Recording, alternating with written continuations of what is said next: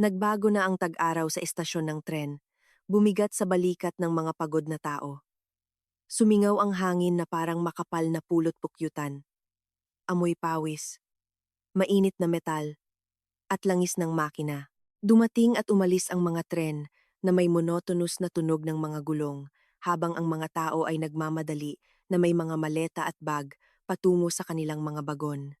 Si Joaquin Jackie Ramos ay nakatayo sa plataporma numero 3, kaswal na naninigarilyo. 35 taong gulang, matipuno ang pangangatawan, kumpiyansa ang tingin, isang taong sanay na makukuha ang gusto niya. Walang bakas ng pagsisisi sa kanyang mukha, tanging bahagyang pagod matapos ang 2 linggong bakasyon na tiyak na hindi niya ginugol sa isang business trip. Kailangan ko nang umalis. Jackie! Isang malambing na boses ng babae ang narinig mula sa kanyang likuran. Lumingon si Jackie, si Andrea Andy Torres, 24, na may esmeralda na mata, ay nakatayo sa tabi ng isang maliit na kulay rosas na maleta. Ang kanyang polka dot na damit pantag-araw ay gumagalaw sa magaang simoy ng hangin na paminsan-minsan ay dumadaan sa pagitan ng mga bagon. 2 linggo sa Palawan ang lumipas na parang isang araw. Araw, dagat, mamahaling restaurant, at silid na may tanawin ng Baywalk. Magkikita tayo sa 1 linggo, di ba? Tanong niya. Inaayos ang kanyang seda na panyo sa leeg. Oo naman, sagot ni Jackie. Itinapon ang upos ng sigarilyo sa ilalim ng kanyang paa. Tatawagan kita bukas ng gabi.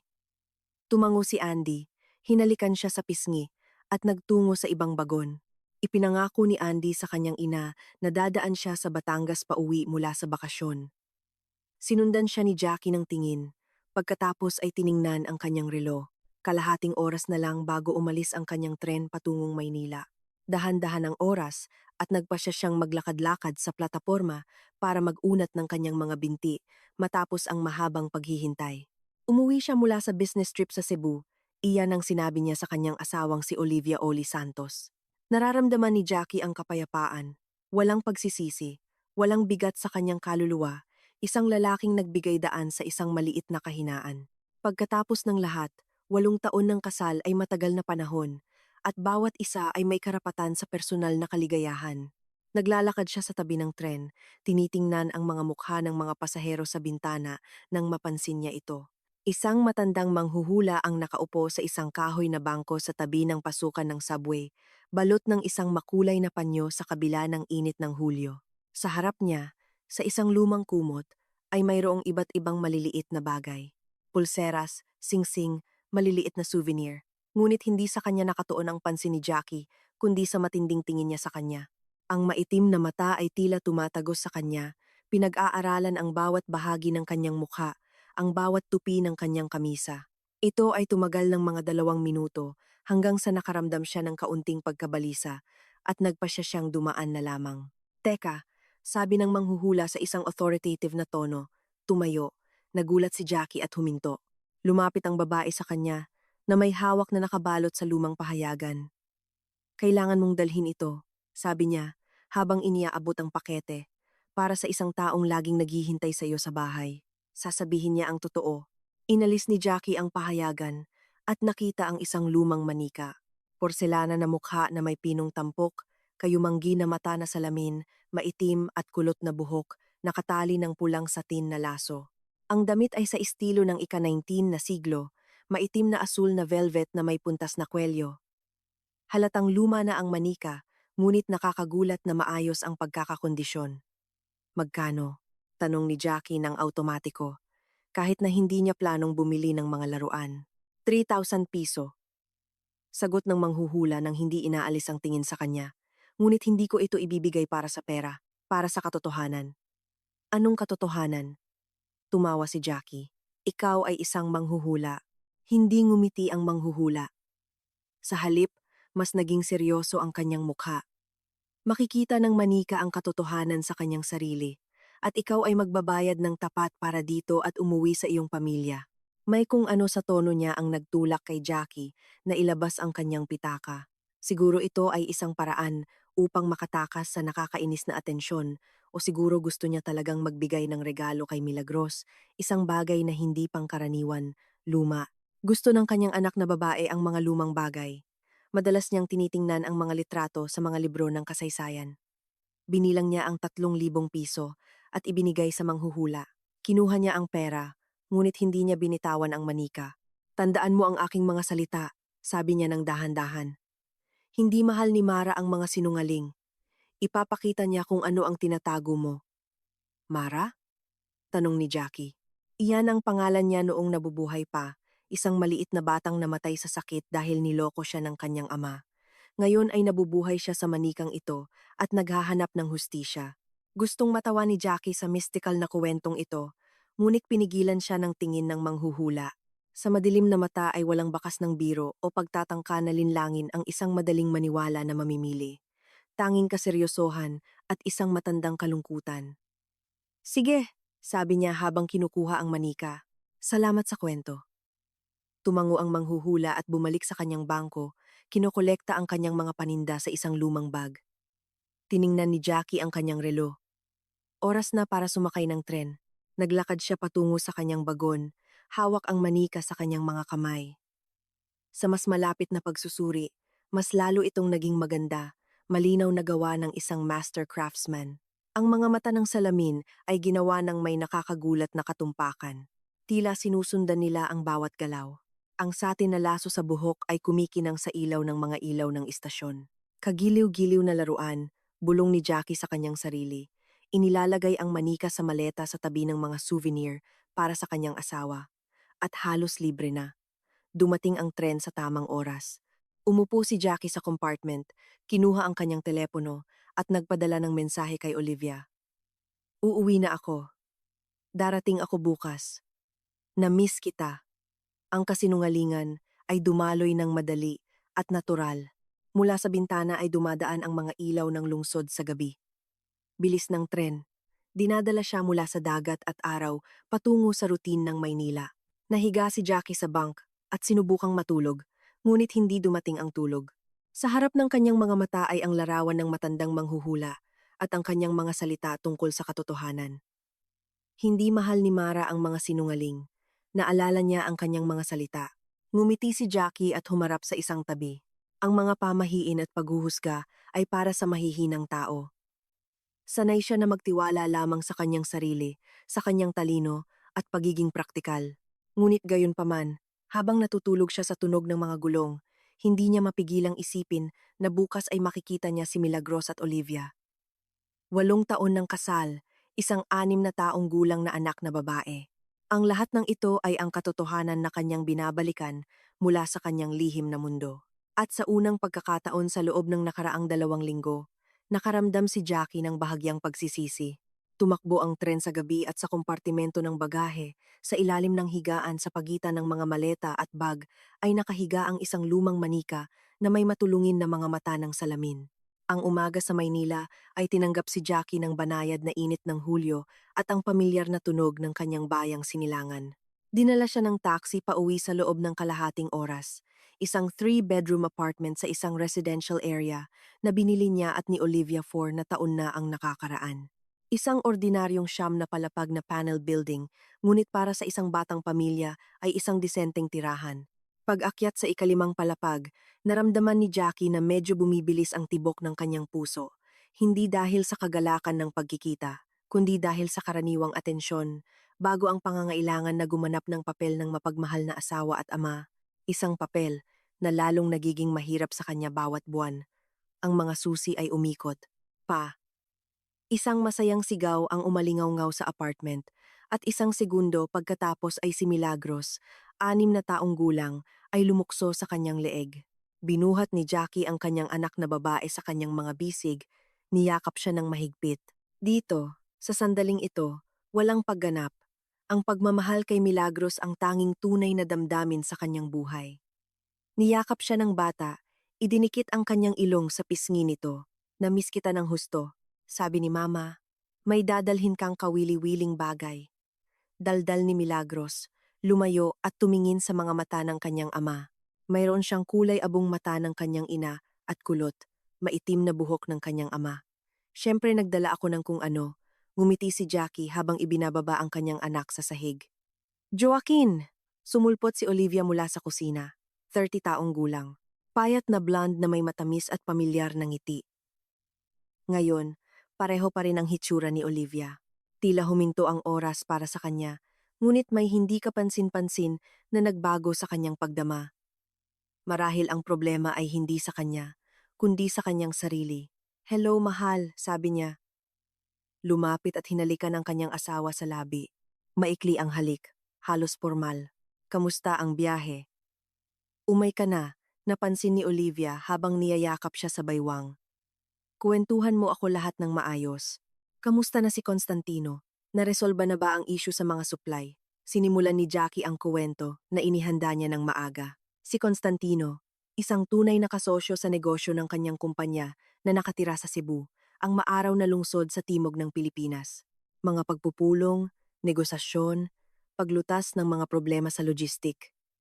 Lahat ay tunog nakakumbinsi at nakababagot, at sa kanyang libreng oras, pangingisda sa bangka kasama ang kasosyo, kaya siya umay.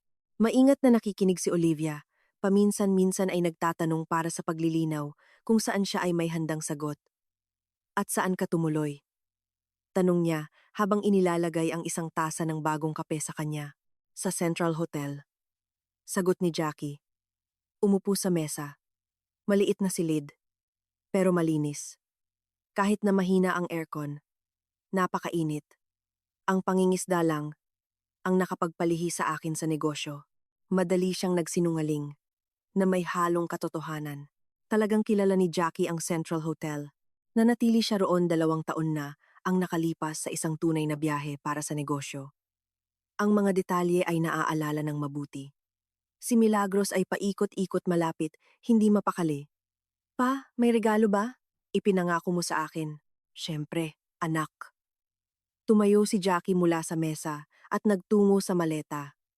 "Nakita ko ito sa isang antique store at agad kitang naisip." Inilabas niya ang manika mula sa maleta. Sa liwanag ng araw, mas nakamamangha ito. Ang maliit na porselana na mukha ay halos kumikinang mula sa loob at ang mga salamin na mata ay tila buhay. "Ay, Papa!" Huminga si Milagros habang iniaabot ang kanyang mga kamay. Napakaganda niya. Lumapit si Olivia, tinitingnan ang regalo ng may interes. Napakaganda talaga niya. Sang-ayon siya. At luma, di ba? "Magkano ang ganoon?" ₱5,000. Nagsinungaling si Joaquin. Tinataasan ang presyo. Pero para kay Milagros, hindi siya nagtipid ng anuman. Kinuha ng bata ang manika sa kanyang mga kamay nang may paggalang, tulad ng isang relikya. Ang kanyang mga mata ay nagniningning sa tuwa. "Ano ang pangalan niya?" tanong niya. "Ano sa palagay mo?" sagot ni Joaquin sa isang tanong. Maingat na tiningnan ni Milagros ang mga salamin na mata ng manika, na para bang hinahanap ang sagot sa lalim nito. "Sa tingin ko, Mara," sabi niya ng mapanuri. Nilamig si Joaquin. Ang manghuhula sa istasyon ay tinawag ang manika na eksakto niyan, Mara, ngunit sigurado siyang hindi niya binigkas ang pangalan na iyon ng malakas sa bahay. Simple lang na pagkakataon, pagod siya sa biyahe, wala nang iba. "Magandang pangalan," komento ni Olivia. "Luma, maganda. Ngunit sa ngayon, ilagay natin siya sa kahon na ito. Pagkatapos, ay lilinisan natin siya ng disinfektante bago maglaro at lalabhan ang kanyang damit. Hindi natin alam kung saan siya galing sa loob ng maraming taon at kung kanino siya napunta." Inilagay ni Olivia ang manika sa kahon na kinakabig ni Milagros sa kanyang dibdib at tumakbo sa kanyang silid na sinasabi, "Mara, Mara, ipapakita ko sa iyo lahat ng aking mga laruan. Ngayon ay magkakaroon ka na ng sariling maliit na bahay." Sinundan ni Joaquin ang kanyang anak ng tingin. Sinusubukan na paalisin ang kakaibang pakiramdam na kumalat sa kanyang kaluluwa matapos ang kanyang mga salita tungkol sa pangalan. Samantala, nililigpit ni Olivia ang mesa habang humihuni. "Ang saya-saya niya," sabi ng kanyang asawa. "Salamat sa pag-iisip ng regalo. Natatakot na ako na sa mga pag-aalala sa biyahe para sa negosyo ay makalimutan mo." "Paano ko makakalimutan ang aking prinsesa?" sagot ni Joaquin habang niyayakap si Olivia sa balikat. Ang natitirang bahagi ng araw ay lumipas sa karaniwan na gawain ng pamilya. Nagkuwento pa si Joaquin tungkol sa biyahe para sa negosyo. Sumagot siya sa mga tanong ng kanyang asawa. Tinulungan si Milagros na ayusin ang dollhouse para kay Mara. Nilinisan ni Olivia ang manika at ang kanyang damit at hindi binitawan ng bata ang laruan kahit isang minuto. Dinala niya ito kahit saan. Kahit sa tanghalian, ay pinaupo niya ito sa tabi ng kanyang plato. Gusto ni Mara ng sopas. Paliwanag niya sa kanyang mga magulang. Maliit lang, kasi maliit siya. Sa gabi, habang naliligo si Milagros, lumapit si Olivia sa kanyang asawa na nanonood ng balita. Joaquin, pwede ba kitang tanungin? Nagsimula siya ng maingat. Siyempre, sagot niya, nang hindi inaalis ang tingin sa screen. Hindi mo ba ako pwedeng ipakita ng ilang dokumento? Ticket, resibo ng hotel? Naramdaman ni Joaquin kung paano bumibilis ang mga kalamnan sa kanyang leeg. Dahan-dahan siyang lumingon sa kanyang asawa. Para saan mo yan kailangan? Hindi ka ba naniniwala sa akin? Naniniwala ako sa iyo. Siyempre. Nagmamadaling pinakalma siya ni Olivia, na iwan ang mga dokumento sa opisina, putol ni Joaquin. Bukas ko dadalhin. Ito ay isa pang kasinungalingan. Walang dokumento tungkol sa business trip at alam na alam iyon ni Joaquin. Bukas ay makakahanap siya ng paraan upang ilihis ang asawa mula sa paksang ito. Sa gabi, habang nakahiga sa tabi ni Olivia, na natutulog ng payapa, matagal na hindi nakatulog si Joaquin. Mula sa katabing silid ay narinig ang malambing na pagsasalita ni Milagros. May kinukuwento ang bata sa kanyang bagong manika. Karaniwan, madalas kausapin ng mga bata ang mga laruan. Gumagawa sila ng mga karakter at kwento, ngunit sa boses ng kanyang anak ay may kakaiba. Hindi siya nagsasalita tulad ng isang batang normal na naglalaro, kundi parang seryoso siyang nakikipag-usap sa isang buhay na kausap. Mga intonasyon ng matatanda, mga tanong, na para bang talagang nakikinig siya sa isang tao. Mga pantasya ng bata, sabi ni Joaquin sa kanyang sarili habang ipinipikit ang kanyang mga mata. Bukas ay dahan-dahan siyang babalik sa karaniwang buhay, sa trabaho, sa mga pagkikita kay Adriana, at ang mga kakaibang pakiramdam at pamahiin na isipan ay mawawala na lamang. Ngunit habang natutulog siya, sa ilang kadahilanan naalala niya ang matalim na tingin ng manghuhula at ang kanyang mga salita. Mara, ipapakita niya kung ano ang tinatago mo. Nang gabing iyon ay ginising ni Milagros ang kanyang ina, lumapit sa kanyang kama. Sa bedside table ay kumikinang ang mga numero ng digital na orasan. Eksaktong 3 ng umaga. Ma, gising. Sabi ni Milagros na inaantok, kinukusot ang kanyang mga mata. Napakakakaiba ng manikang ito. Nakakasalita siya. Sabi ni Milagros na inaantok, kinukusot ang kanyang mga mata. Tara na. Anak, panaginip lang yan. Pinakalma siya ni Olivia habang ibinabalik sa kama ang kanyang anak. 4 na araw na ang lumipas mula nang bumalik si Joaquin mula sa di umano'y business trip. Tila bumalik na sa dati ang buhay. Trabaho, bahay, obligasyon sa pamilya. Tanging isang pangyayari ang hindi nabibilang sa karaniwan. Lubusang nagbago si Milagros mula nang lumitaw ang manika. Ang bata, na dati ay naglalaro ng iba't ibang laruan, tagabuo, stuffed animals, nagdodrawing, nagmomolde ng plasticine, ay hindi na nagbigay pansin sa anuman maliban kay Mara. Hindi na nawala sa kanyang mga kamay ang manika mula umaga hanggang gabi. Dinala ito ni Milagros sa kusina sa almusal, sa banyo, habang nagsisipilyo, kahit sa paglalakad. Milagros. Bakit hindi na lang natin iwanan si Mara sa bahay? Mungkahi ni Olivia noong Miyerkules ng umaga, naghahanda na pumunta sa supermarket. Luma na siya. Paano kung may mangyari sa kanya sa kalye?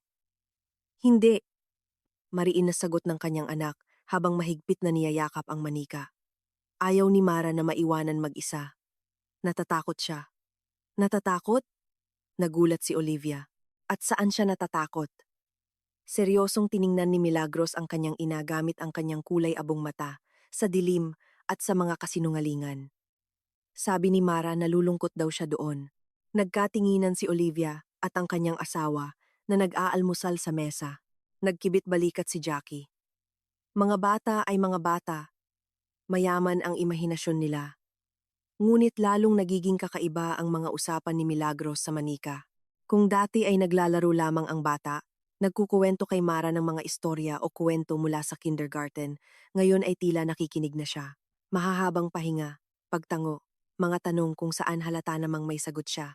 Noong Huwebes ng gabi, nakatayo si Olivia sa likod ng pinto ng kwarto ng bata at narinig ang dialogong ito. Seryoso? At paano mo nalaman? sabi ni Milagros. Pahinga. At ano pa ang nakita mo? Kuwento mo sa akin ang tungkol sa tito at tiya. Anong tiya? Isa pang mas mahabang pahinga. At alam ba ni Mama ang tungkol sa tiya na iyon? Naramdaman ni Olivia na kumikibot ang lahat sa kanya dahil sa pagkabalisa. Anong tiya ang pinag-uusapan ng kanyang anak? At bakit ang mga usapang ito ay napakatunog? Dahan-dahan niyang binuksan ang pinto at sumilip sa silid. Nakaupo si Milagros sa alpombra. Hawak si Mara sa kanyang kandungan. Nakaharap ang manika sa kanya at maingat na tinitingnan ng bata ang mga mata ng salamin nito. Mama, lumingon si Milagros. Alam mo bang hindi nag-business trip si Papa? Naputol ang hininga ni Olivia. Anong sinasabi mo, anak? Nakita ni Mara. Seryosong sabi ni Milagros. Sabi niya kasama ni Papa ang isang tiya. Pumasok si Olivia sa silid at umupo sa tabi ng kanyang anak sa alpombra. Milagros, laro lang yan, di ba? Nag-iimbento ka ng mga kwento tungkol kay Papa. Hindi ako nag-iimbento, umiling ang bata. Si Mara mismo ang nagkukuwento. Nakikita niya lahat at naaalala lahat. Gusto mo bang sabihin ko sa iyo kung ano ang pangalan ng tiya? Ano? Bulong ni Olivia. Bagaman natatakot siyang marinig ang sagot. Inilapit ni Milagros ang kanyang tainga sa manika na parang nakikinig ng bulong. Pagkatapos ay tumango siya sa letrang A. Napakabilis ng tibok ng puso ni Olivia na tila lalabas ito mula sa kanyang dibdib. Paano naman makakaimbento ng ganoong bagay ang isang 6 na taong gulang na bata at ang pinakamahalaga, bakit niya iniuugnay ang mga pantasya sa kanyang ama? Milagros, at ano pa ang sinasabi ni Mara? Tanong niya. Sinusubukang panatilihing kalmado ang kanyang boses. Iba't ibang bagay, nagkibit balikat ang kanyang anak, tungkol sa kung paano bumili ng bulaklak si Papa para sa tiya, kung paano sila kumain ng ice cream, tungkol sa kung paano sinasabi ni Papa ang magagandang salita sa tiya. At sa akin at sa iyo, ay hindi niya kailanman sinabi ang mga salitang iyon.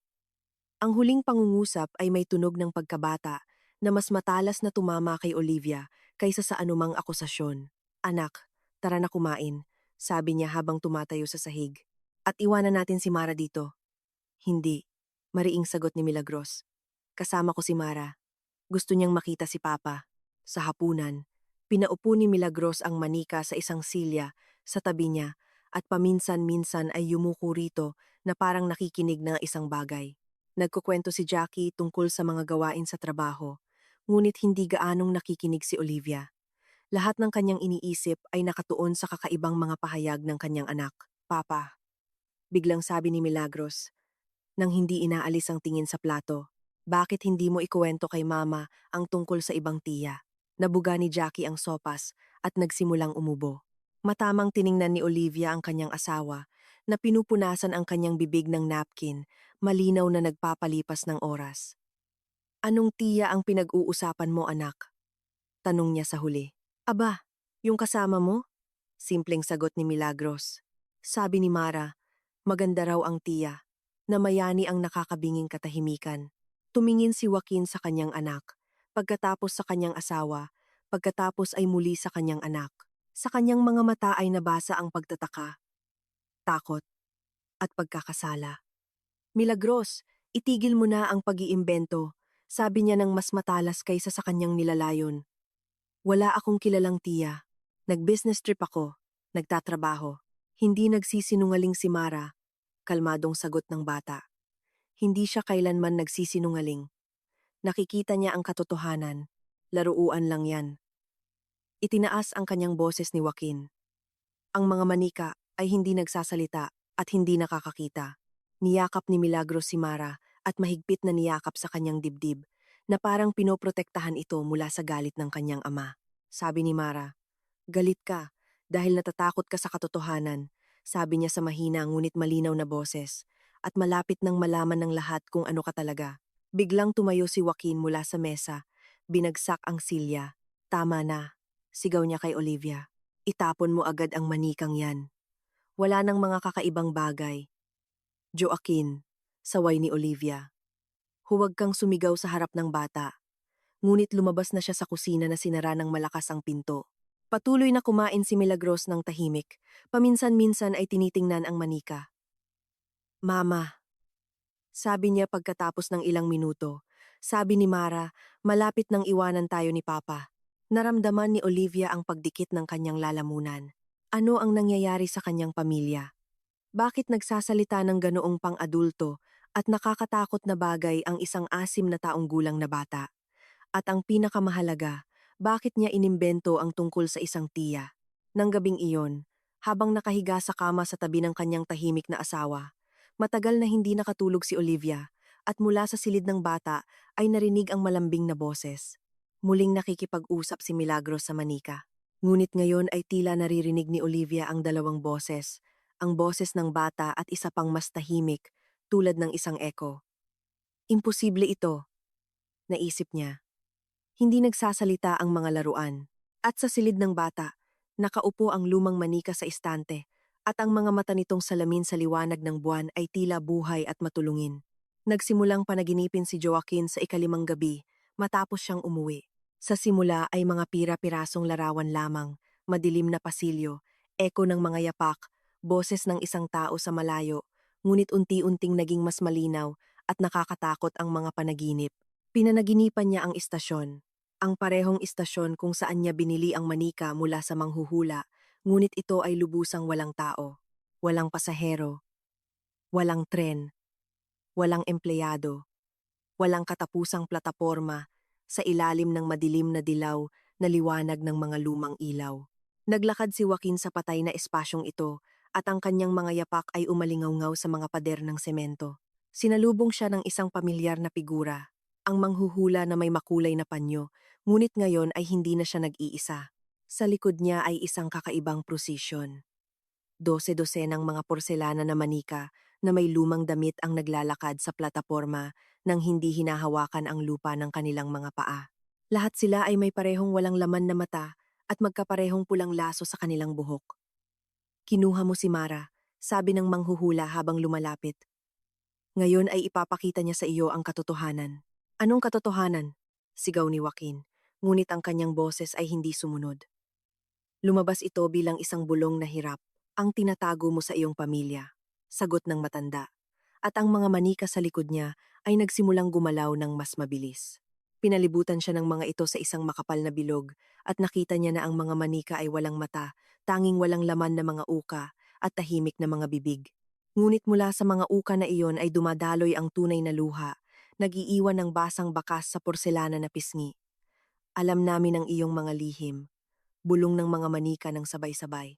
Nakita namin, alam namin ang tungkol sa kasinungalingan. Itinaas nila ang kanilang mga kamay at napansin ni Joaquin na sa palad ng bawat isa ay may pulang satin na laso. Ang mga laso ay kumalat patungo sa kanya, binalot ang kanyang leeg, pulso, bukong-bukong. Ang tela ay nakakagulat na malakas at nagsimulang humigpit, na nagpapahirap sa paghinga. Ang kasinungalingan ay nakakasakal, sabi ng manghuhula habang pinagmamasdan ang nangyayari. At ang katotohanan ay nagpapalaya. Ang mga pulang laso ay lalong humigpit at naramdaman ni Joaquin na humihinto na ang pagpasok ng hangin sa kanyang baga. Sinubukan niyang sumigaw, humingi ng tulong, ngunit wala siyang boses. Tanging isang hirap na paghinga at bumubulwak na takot sa kanyang dibdib. At pagkatapos ay nagising siya. Sa unang pagkakataon, nangyari ito noong Biyernes ng umaga, bandang 3:30. Umupo si Joaquin sa kama, humihinga ng mabigat na may malamig na pawis sa noo. Sa tabi niya ay natutulog ng payapa si Olivia, hindi napapansin ang kanyang mga pagdurusa. Sa labas ng bintana ay malalim na gabi, sa malayo ay may tahol ng aso. Panaginip lang, sabi ni Joaquin sa kanyang sarili, pinupunasan ang kanyang pawis gamit ang kanyang kamiseta. Stress, pagod, pagbabago ng klima pagkatapos ng bakasyon. Ngunit ang panaginip ay nauulit kinabukasan at sa susunod na araw. Tuwing parehong mga larawan, walang laman na istasyon, manghuhula, umiiyak na mga manika na walang mata, pulang laso, at sa bawat pagkakataon, nagigising si Joaquin na may malamig na pawis na parang nasakal siya ng totoo. Ang pinakamasama ay ang katotohanan sa araw ay nagsisimulang sumalubong sa mga bangungot sa gabi. Nagsimulang mapansin ni Joaquin ang mga pulang bagay sa lahat ng dako, mga panyo ng kababaihan sa kalye, mga billboard, maging ang mga kamatis sa supermarket ay tila nakakatakot sa kanya. At ang pinakamahalaga, laging naroroon ang pakiramdam na pinagmamasdan siya. Noong Lunes, eksaktong 1 linggo matapos bumalik mula sa business trip, nangyari ang isang insidente na tuluyang nagpabago sa kalagayan ni Joaquin. Nagtatrabaho siya sa opisina, sinusuri ang mail nang tumunog ang telepono. Adriana, hello mahal? Kumusta ka? Tanong ng pamilyar na boses. Namiss mo ba ako? Hindi ako makapag-usap. Mahinang sagot ni Joaquin. Tinitingnan ang kanyang mga kasamahan. Tatawagan kita mamaya sa gabi. Sandali, sabi ni Adriana. Gusto kong sabihin sa'yo. Nagkaroon ako ng kakaibang panaginip ngayon na parang isang batang babae na may pulang laso ang nagtanong sa akin kung bakit ko kinuha ang hindi sa akin. At sabi niya, malapit nang malaman ng lahat ang katotohanan. Nakakakilabot na panaginip, di ba? Nilamig si Joaquin. Binaba niya ang tawag ng walang paalam at nanatiling nakaupo ng ilang minuto, nakatitig sa screen ng computer. Isang bata sa panaginip ni Adriana. May connection ba ito sa manika? Kalokohan. Saway ni Joaquin sa kanyang sarili. Pagkakataon lang. Wala nang iba. Hindi siya dapat magpadala sa takot, ngunit kinagabihan sa bahay ay isang bagong gulat ang naghihintay sa kanya. Nakaupo si Milagros sa sala sa sofa. Hawak si Mara sa kanyang kandungan. Nang pumasok si Joaquin, itinaas ng bata ang kanyang kulay abong mata sa kanya at sinabi, Papa, nakita ako ng tiya sa panaginip. Sinasabi ni Mara ang totoo. Lumambot ang mga binti ni Joaquin. Bumagsak siya sa upuan sa harap ng kanyang anak. Anong sinasabi mo, Milagros? Makakaya ni Mara na maglakad sa panaginip ng iba, kalmadong paliwanag ng bata. Pinapakita niya sa mga tao ang ayaw nilang makita sa araw. Ito ang tinatawag na katotohanan. Milagros, sinubukan ni Joaquin na kontrolin ang kanyang sarili. Laro lang yan. Hindi makapasok ang mga manika sa panaginip. Umiling ang bata. Hindi ordinaryong manika si Mara. May batang nabubuhay sa kanya na namatay sa sakit. Niloloko ng papa niya ang mama niya at pagkatapos ay umalis na ng tuluyan. At ang batang si Mara ay umiyak ng napakalakas kaya huminto ang kanyang puso. Naramdaman ni Joaquin na kumikilabot ang kanyang balat. Ang kwento na ikinukwento ng kanyang 6 na taong gulang na anak ay tila hindi kapani-paniwala, ngunit sa parehong oras ay nakakumbinsi, masyadong detalyado, masyadong emosyonal para sa isang imbento ng bata. At ngayon tinutulungan ni Mara na matuklasan ang katotohanan, patuloy ni Milagros. Ayaw niyang may iba pang umiyak tulad ng pag-iyak niya. Milagros, tama na. Mariing sabi ni Joaquin. Ipinagbabawal ko sa iyo na laruin ang manikang iyan. Bukas din itatapon natin sa basura, hindi ba? Sigaw ng bata habang niyayakap si Mara sa kanyang dibdib. Hindi ko siya ibibigay sa iyo. Kaibigan ko si Mara. Tinutulungan niya ako. Tinutulungan. Sa anong bagay ka tinutulungan? Halos sumigaw si Joaquin. Para maintindihan, malambing na sagot ni Milagros.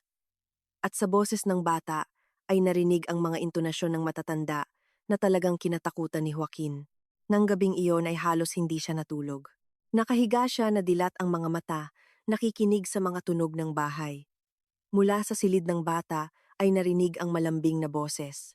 Muling nakikipag-usap si Milagros sa manika. Ngunit ngayon ay tiyak na naririnig ni Joaquin ang dalawang boses. Ang matinis na boses ng bata at isa pang mas mababa, tulad ng isang echo. Nababaliw na ako, naisip niya. Stress, kakulangan sa tulog, pagsisisi. Ang lahat ng ito ay naglalaro sa akin. Bukas na bukas ay aalisin ko ang sumpa na iyon na laruan. Ngunit sa kaibuturan ng kanyang kaluluwa, naunawaan ni Joaquin. Ang problema ay hindi sa manika. Ang problema ay ang kanyang maingat na itinayong mundo ng kasinungalingan ay nagsisimulang gumuho at gumuho sa mga kamay ng isang 6 na taong gulang na bata na sa ilang kadahilanan ay alam ang tungkol sa kanyang mga lihim nang higit pa sa dapat malaman ng isang bata. At sa silid ng bata, nakaupo ang manikang si Mara sa kanyang karaniwang lugar at ang pulang satin na laso sa kanyang buhok ay kumikinang ng malabo sa liwanag ng ilaw sa gabi. Noong Martes ng umaga, nagising si Olivia na may matatag na desisyon na malaman ang katotohanan. 1 linggo ng kakaibang usapan ng kanyang anak, kahina-hinalang pag-uugali ng kanyang asawa at ang kanyang sariling intuwisyon bilang isang babae ang nagsama-sama sa isang kakaibang larawan na hindi na niya maaaring baliwalain. Habang naliligo si Joaquin at nag-aalmusal si Milagros sa kusina, pumunta si Olivia sa kwarto at tahimik na binuksan ang drawer ng desk kung saan karaniwang inilalagay ng kanyang asawa ang mga dokumento. Pasaporte, lisensya sa pagmamaneho, insurance, lahat ay nasa lugar. Ngunit sa pinakamalayo na sulok ay may isang maliit na notebook na hindi niya napansin noon. Binuksan ito ni Olivia nang nanginginig ang mga kamay. Sa unang pahina ay ang mga inisyal na A, R at isang numero ng telepono. Pagkatapos, mga tala na nakapigil sa kanyang hininga. Palawan, Hotel Brisa Marina, Kwarto 347. Gusto niya ng orchids, Julio Dabalibo. Anibersaryo, kahapon lang ang Julio Dabalibo. Lumabas na kilala ng kanyang asawa ang babaeng ito sa loob ng isang taon at ang kamakailang business trip ay hindi ang una nilang ginawa ng magkasama. Nanginginig ng husto ang kanyang mga kamay kaya halos mahulog ni Olivia ang notebook. Mabilis niyang kinuhanan ng litrato ang ilang pahina gamit ang kanyang telepono at ibinalik ang lahat sa dati. Mula sa banyo ay narinig ang pag-awit. Naliligo si Joaquin at nasa mabuting kalagayan. At sa loob ni Olivia ay lahat ay naghihiwalay. 8 taon ng kasal, isang anak na magkasama, mga plano para sa hinaharap. Lahat ba ito ay isang panloloko? Mama, umiiyak ka ba? Pumasok si Milagros sa kwarto na hawak ang manika. Hindi. Anak, nagmamadaling pinunasan ni Olivia ang kanyang mga mata. Napuwing lang ako. Lumapit ang bata at matamang tiningnan ang kanyang ina. Sabi ni Mara, nalaman mo na ang katotohanan tungkol kay Papa, malambing niyang sabi. At ngayon ay masakit sa iyo dahil doon, Milagros. At ano pa ang sinasabi ni Mara? Tanong ni Olivia, yumuko sa tabi ng kanyang anak, na malapit nang umalis si Papa sa atin. Pero hindi natin kasalanan. Sagot ng bata na may mga intonasyon na pangmatanda kaya't kumirot ang puso ni Olivia. At hindi mo ba mamimiss si Papa? Milagros, naisip niya habang idinidikit ang manika sa kanyang pisngi. Oo, pero sabi ni Mara minsan kailangan umalis ng mga tao para hindi saktan ang mga mahal nila. Mahal tayo ni Papa, pero mahal din niya ang ibang tiya, at hindi pwede iyon. Mula sa banyo ay narinig ang tunog ng gumaganang hairdryer. Tinatapos ni Joaquin ang kanyang mga gawain sa umaga. Hinalikan ni Olivia ang kanyang anak sa noo at nagtungo sa kusina upang maghanda ng almusal, sinusubukan na kontrolin ang kanyang sarili. Sa bahay ay ang karaniwang gulo sa umaga. Nagbabasa ng balita si Joaquin sa kanyang telepono, umiinom ng kape. Ang kanyang anak na babae ay nasa kanyang silid. Tanging si Olivia ang tahimik na nakaupo, iniisip kung paano simulan ang usapan. Joaquin, sabi niya sa huli, kailangan kong kausapin ka. Mag-usap ng seryoso? Tungkol saan? Tinaas ng kanyang asawa ang kanyang mga mata mula sa screen. Tungkol sa iyong business trip. Tungkol sa kung saan ka talaga sa loob ng 2 linggo. Nagduda si Joaquin, ngunit pinanatiling kalmado ang boses. Nakuwento ko na sa iyo. Cebu, mga pagpupulong. Tama na ang kasinungalingan. Malambing, ngunit mariing sabi ni Olivia. Alam ko na ang tungkol sa kanya. Namayani ang nakakabinging katahimutan. Namutla si Joaquin. Hindi ko alam ang sinasabi mo. Sinubukan ng kanyang asawa na umiwas. AR telepono. Palawan. Hotel Brisa Marina. Inisa-isa ni Olivia. Anibersaryo ng pagkikita noong Hulyo 2000 Orchids. Kailangan ko pa bang ipagpatuloy? Naging kulay abo ang mukha ni Joaquin. Naunawaan niyang walang saysay ang pagtanggi. Saan mo nahanap iyan? Tanong niya ng mahina. Hindi mahalaga kung saan. Ang mahalaga ay ang katotohanan. Niloloko mo ako at nagsisinungaling ka sa loob ng 1 taon kung hindi man higit pa. Olivia, hindi mo naiintindihan. Ano ang hindi ko naiintindihan? Lumakas ang boses ng kanyang asawa. Ano? Niloloko ako ng asawa ko. Ano? Nagsisinungaling siya tungkol sa mga business trip habang ako ay nananatili sa bahay kasama ang bata? Biglang tumayo si Joaquin, binagsak ang silya. Tama na, sigaw niya. Tama na ang kabaliwan na ito. Ang manikang, yan ang nagpabaliw sa inyo. Pumunta siya sa kwarto ng kanyang anak. Kinuha si Mara mula sa mga kamay ni Milagros na takot at nagtungo sa bintana. Anong ginagawa mo? Nataranta si Olivia. Ang dapat kong ginawa 1 linggo na ang nakalipas. Binuksan ni Joaquin ang bintana at itinaas ang kanyang kamay na hawak ang manika. Hindi! Sigaw ni Milagros habang tumatakbo patungo sa kanyang ama. Sa sandaling iyon, may nangyari na hindi ka pani-paniwala. Ang manika ay biglang naging napakabigat na parang napuno ng tingga. Nanginginig ang kamay ni Joaquin, hindi niya mabuksan ang kanyang mga daliri. Sinubukan pa rin ni Joaquin na itapon ang manika, ngunit tila nakadikit na ito sa kanyang palad. Higit pa rito, naramdaman niya na direktang nakatingin sa kanya ang mga mata nitong salamin, at sa lalim nito ay kumikinang ang isang bagay na buhay, mapang-akusa. Nakatingin siya sa akin, bulong niya habang umaatras mula sa bintana. Laging tinitingnan ni Mara ang mga sinungaling, sabi ni Milagros habang pinupunasan ang kanyang luha. Gusto niyang sabihin mo kay Mama ang totoo. Umupo si Joaquin sa silya habang hawak pa rin ang manika. Nanginginig ang kanyang mga kamay, sa kanyang mga mata ay nababasa ang pagod at pagpapakumbaba. Sige, mahina niyang sabi. Gusto ninyo ng katotohanan?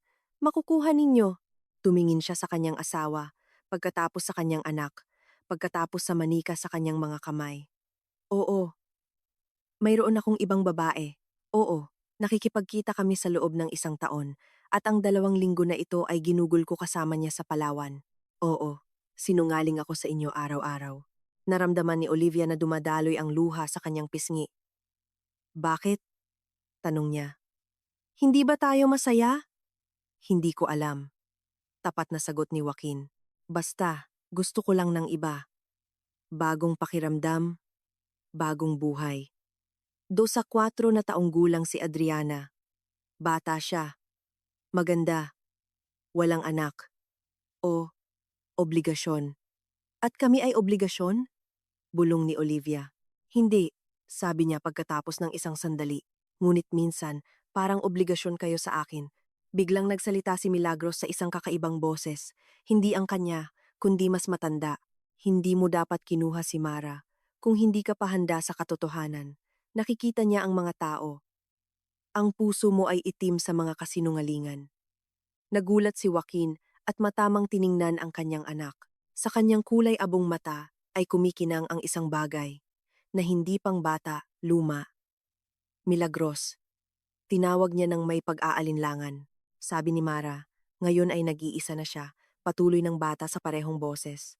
Nahulog si Mara mula sa mga kamay ni Joaquin sa paanan ni Milagros, na binuhat siya at niyakap sa kanyang dibdib.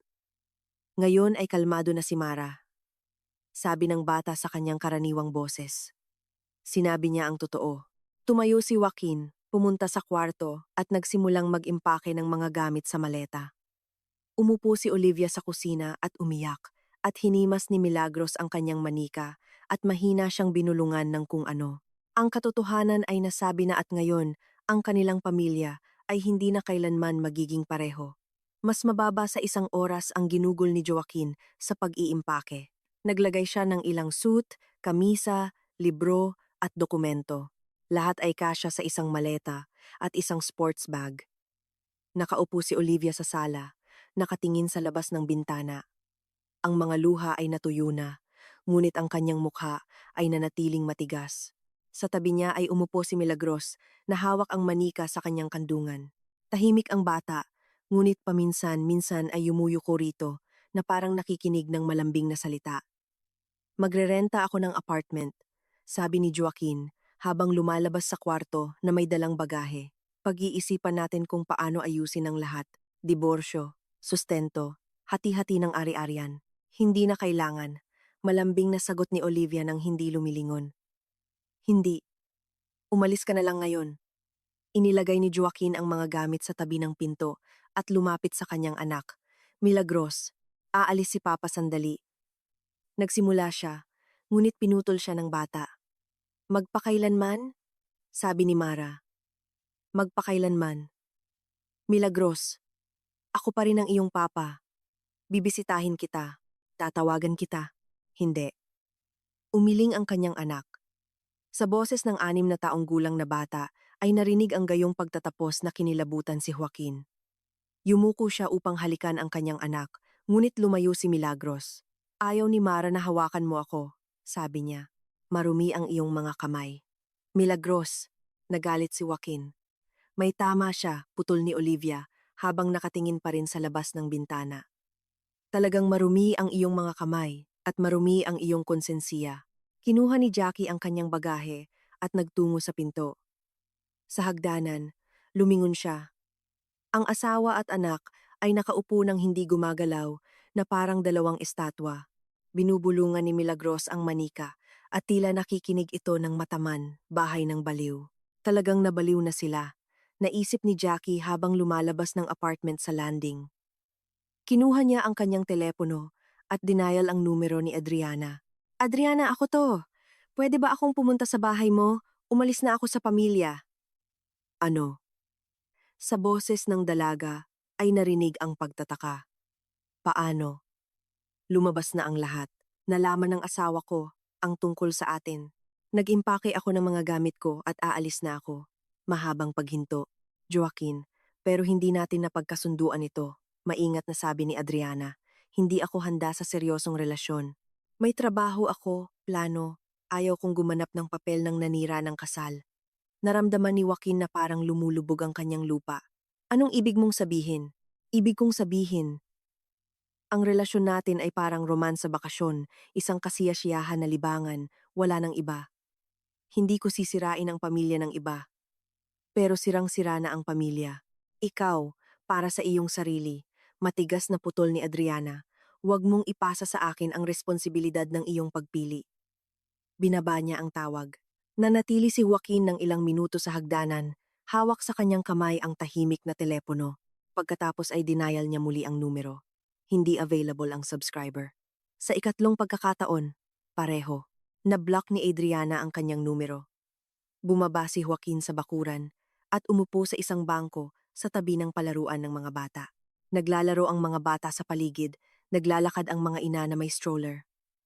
Karaniwan na idil ng tag-init at sa kanyang ulo ay ganap na kaguluhan.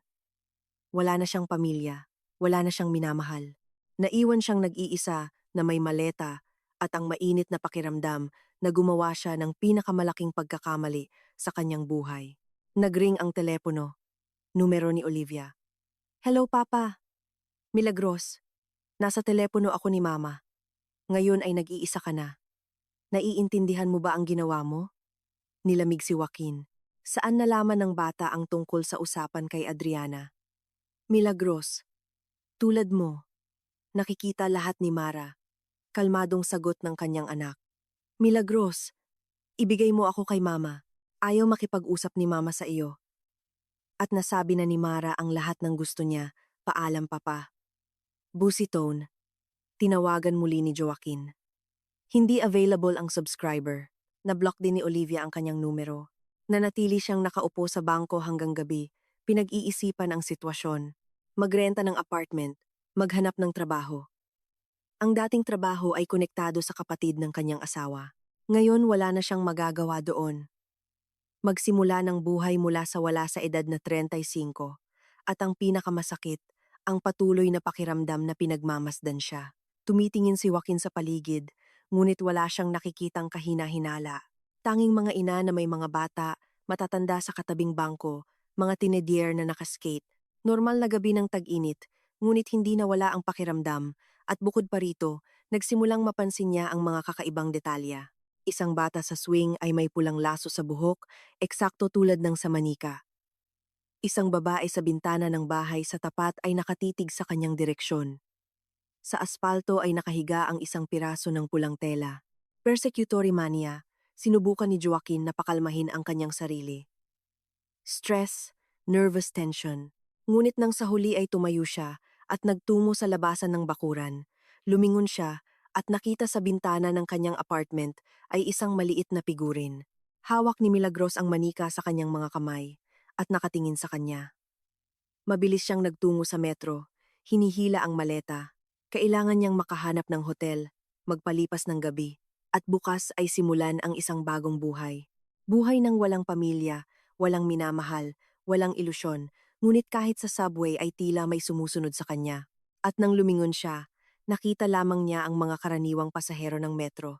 Gumugol ng gabi si Joaquin sa isang murang hotel malapit sa istasyon, ang parehong istasyon kung saan siya huling bumaba, pauwi mula sa di umano'y business trip. Hindi dumating ang tulog. Tuwing ipinipikit niya ang kanyang mga mata, nakikita niya ang mukha ni Milagros, seryoso, matanda lampas sa kanyang edad, na may ilang sinaunang kaalaman sa mga mata ng bata. At narinig niya ang kanyang mga salita. Sabi ni Mara, ngayon ay nag-iisa na siya. Bandang 3:30 ng umaga, hindi na kinaya ni Joaquin at binuksan ang ilaw. Ang silid ay naging miserable.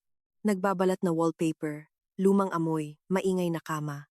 Sa bintana ay nagngangalit ang Maynila sa gabi. Sa malayo, pinipira ang katahimikan ng mga sirena ng ambulansya. Kinuha niya ang kanyang telepono at sinubukang tawagan si Olivia. Nakablock pa rin ang kanyang numero. Hindi rin sumagot si Adriana.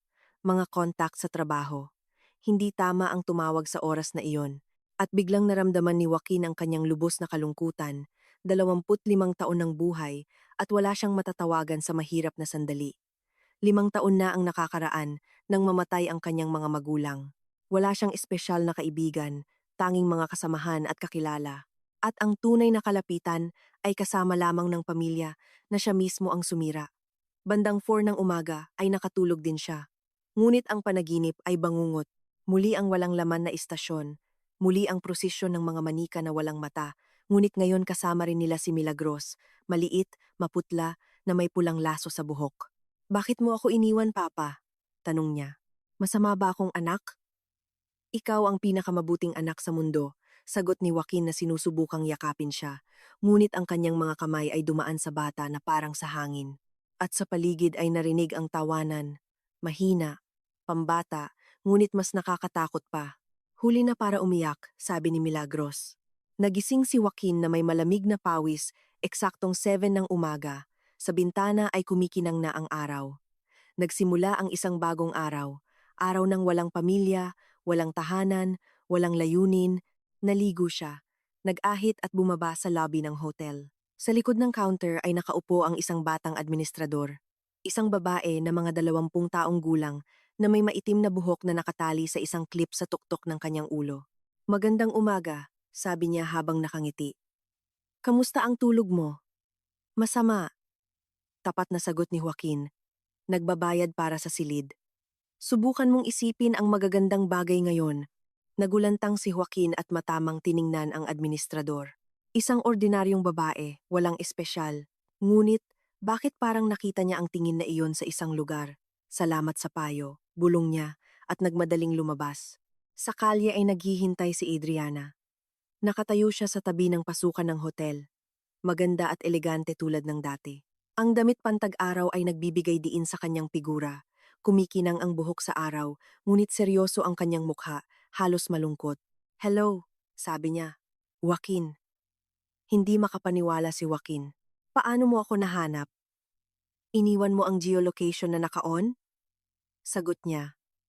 Kailangan nating mag-usap. Pumunta sila sa pinakamalapit na cafe at umupo sa isang mesa sa tabi ng bintana. Umorder si Adriana Nida ng kape. Si Joaquin ay tubig lang. Wala siyang gana. Kahapon ay naging matigas ako, simula ng dalaga. Natakot ako. Hindi ko inaasahan na ganito mo sisimplehin ang usapan sa pamilya. Ikaw mismo ang nagsabi na hindi ka handa sa isang seryosong relasyon, paalala ni Joaquin. Sinabi ko, at totoo yan. Pero pinag-isipan ko kagabi. Baka sulit na subukan. Pagkatapos ng lahat, isinakripisyo mo ang iyong pamilya para sa akin. Maingat na tiningnan ni Joaquin si Adriana. Totoo ang sinabi niya sa sandaling iyon. Ramdam niya. Isang bata at magandang babae ang handang bigyan siya ng pagkakataon.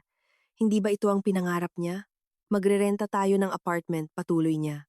Maganda sa sentro. Magkasama tayong maninirahan. Maglalakbay. Magtatamasa sa buhay. Hindi ba ito ang gusto mo? Gusto ko. Dahan-dahan sabi ni Joaquin. Kaya, ano ang problema? Malaya ka. Handa akong makasama ka. Lahat ay nangyari sa pinakamainam na paraan, ngunit sa ilang kadahilanan, sa halip na kagalakan, naramdaman ni Joaquin ang kawalan. Kahapon ay napuno sana ng matinding ligaya ang mga salitang ito, at ngayon ay tila peke, hindi totoo.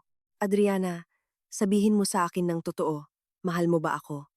Bigla siyang nagtanong. Nag-aalinlangan ang dalaga sa sagot. Isang segundo lang, ngunit napansin ito ni Joaquin. Siyempre, sabi niya, kung hindi, bakit ako nandito? Hindi ko alam. Ikaw ang magsabi sa akin. Lumingon si Adriana, tumingin sa labas ng bintana. Joaquin. Kasama ko. Mabuti ka. Interesante. Masaya. Hindi sapat. Hindi sapat. Sagot ni Joaquin. At nagulat siya sa kanyang mga salita. Tumayo siya mula sa mesa.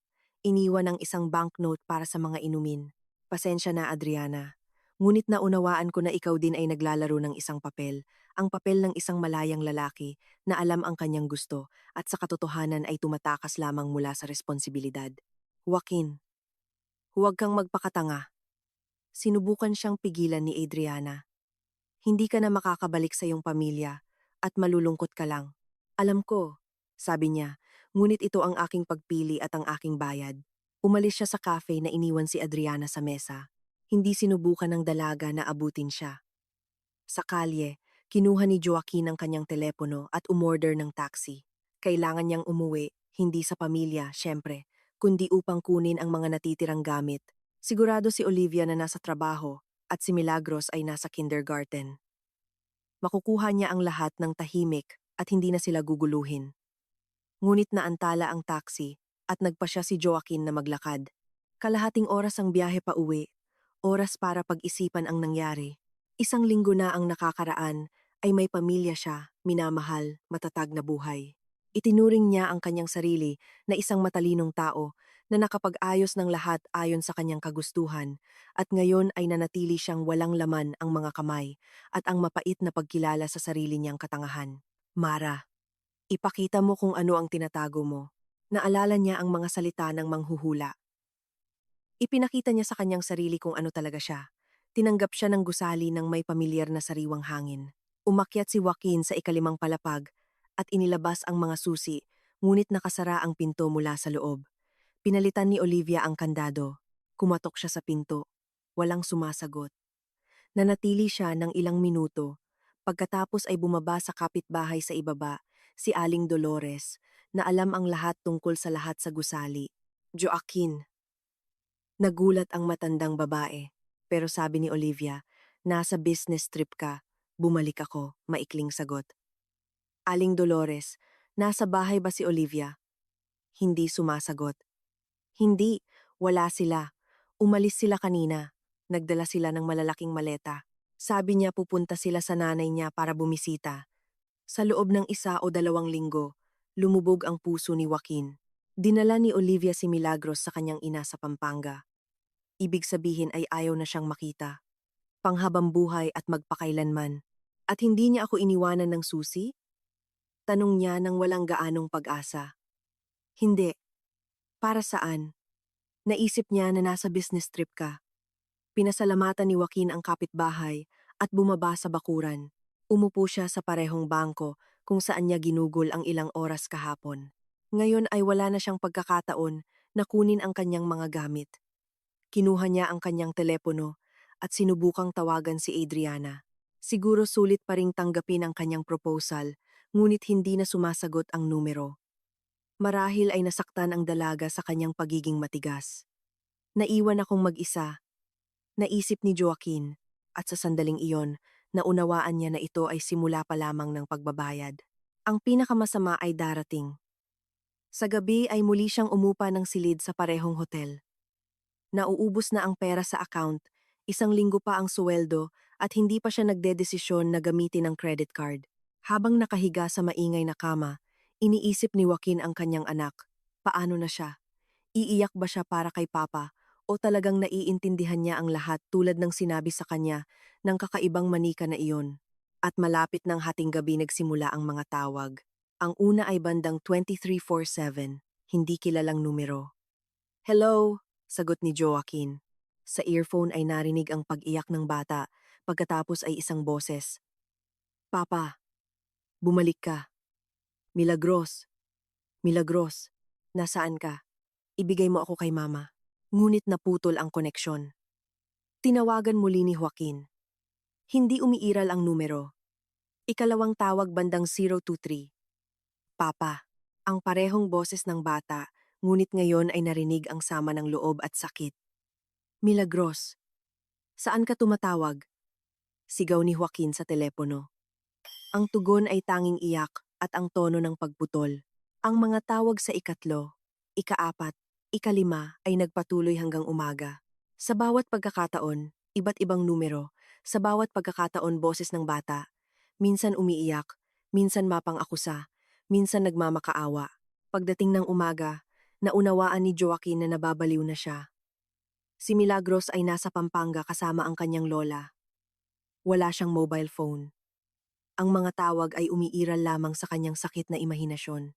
Noong Huwebes ng umaga, sa ikalawang araw, matapos umalis sa pamilya, nagpa siya si Joaquin na pumunta sa Pampanga. Kailangan niyang makita si Milagros, ipaliwanag ang lahat, humingi ng tawad at subukang kausapin si Olivia.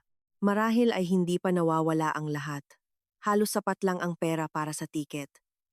Bumili si Joaquin ng upuan sa general compartment at naglakbay na nakatingin sa labas ng bintana sa mga tanawin na dumadaan sa salamin. Ang init ng Hulyo ay natutunaw ang aspalto. Nagtungo ang mga tao sa mga country house at bumisita sa mga kamag-anak sa karaniwang pagmamadali sa tag-init at sa loob niya ay malamig at walang laman. Lumaki si Olivia sa Pampanga. Ang kanyang ina, si Esperanza, ay nakatira sa isang pribadong bahay sa labas ng bayan. Ilang beses nang napuntahan ni Joaquin doon sa mga kaarawan at pagdiriwang. Hindi siya gaanong gusto ni Esperanza, itinuring siyang walang silbi at hindi karapat-dapat sa kanyang anak. Ngayon, marahil ay ganap na nabuo ang kanyang opinyon sa kanyang manugang. Mula sa istasyon hanggang sa kinakailangang lugar ay kalahating oras sa bus. Naglakbay si Joaquin at nag-ensayo ng mga salita. Ano ang sasabihin?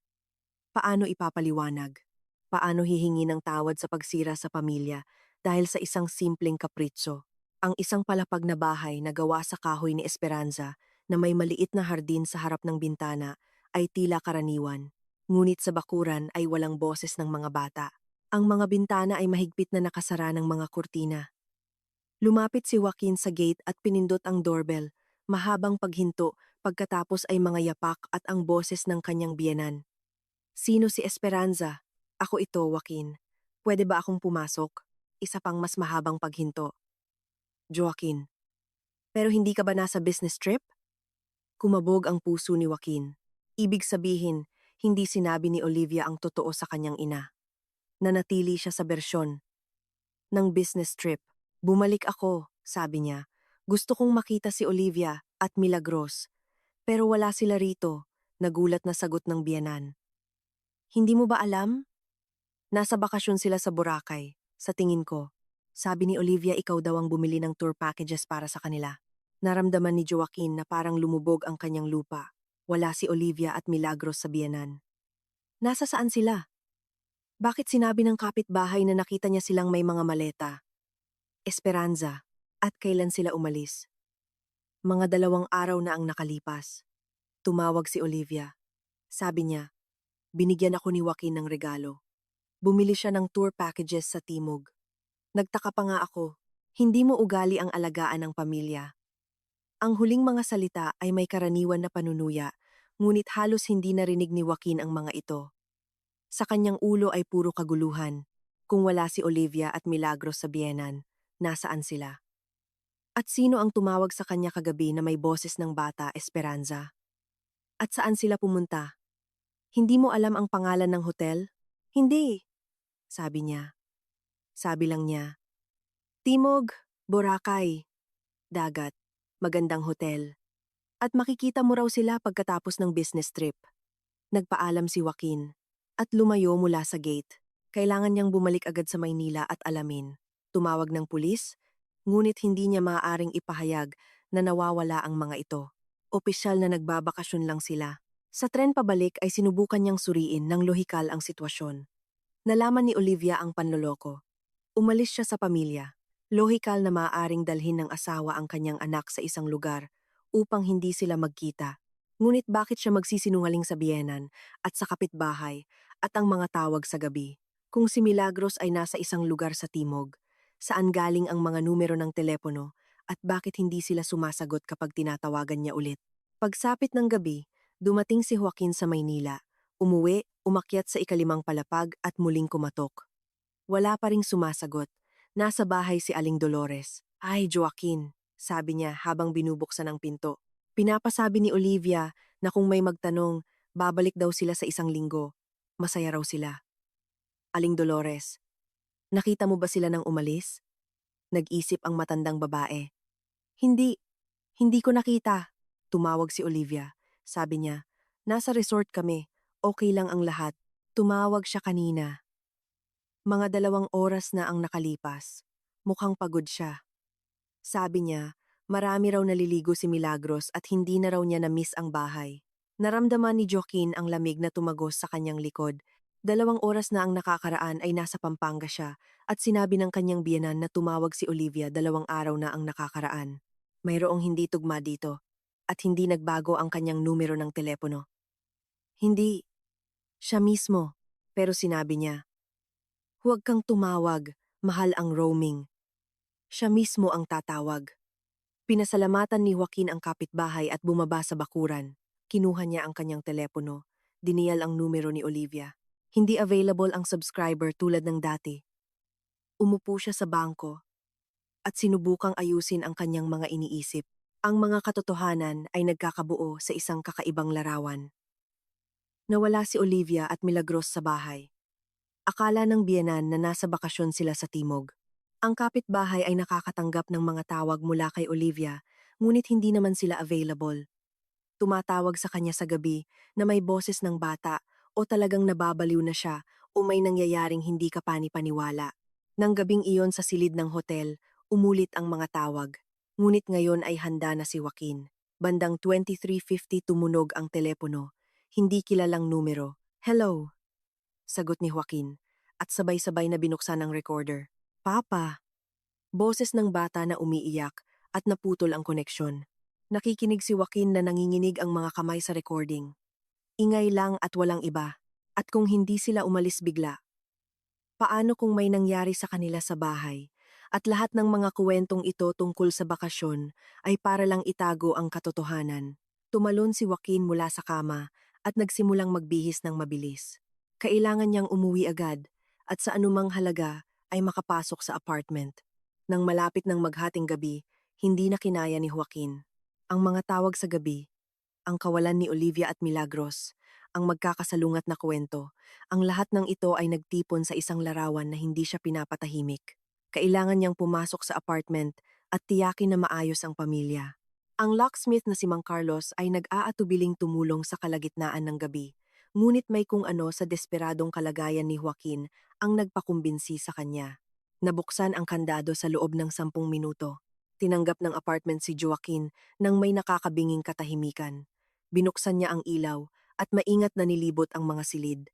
Mukhang normal ang lahat, ngunit sa hangin ay bumabalot ang pakiramdam ng kawalan na para bang matagal nang walang nakatira dito. Nakakita si Joaquin ng isang tala mula kay Olivia na nasa mesa ng kusina, ang address ng kanyang kapatid na si Catalina sa Quezon City at isang maikling, kung magbago ang isip mo, nandito kami. Naghanda si Olivia sa umaga para sa biyahe. Sa daan patungong Quezon City, malalim na nag-isip si Joaquin tungkol sa nangyari. 1 linggo na ang nakakaraan.